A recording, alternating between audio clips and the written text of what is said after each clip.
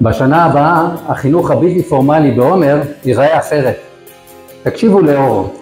מערך החינוך החברתי, חוגים, תנועות נוער ומקומות התנדבות הם המקום הטוב ביותר בו אפשר לממש מטרות חינוכיות וחברתיות בצורה גמישה ומשוחררת בשעות שלאחר בתי הספר. בשנים שבהן עמדתי בראש הנהגת דרום של תנועת הצופים, הקפדנו על התאמת הצרכים של כל מסגרת למקום בו פועלים.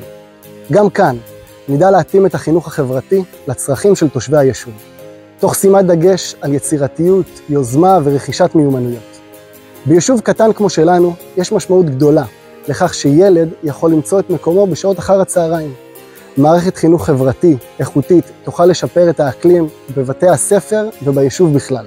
יחד עם ארז נפעל להקים מרכז לחוגים ופעילויות משמעותית אחר הצהריים ביישוב כדי להתאים את התוכנית המיטבית לילדי ותושבי עומר.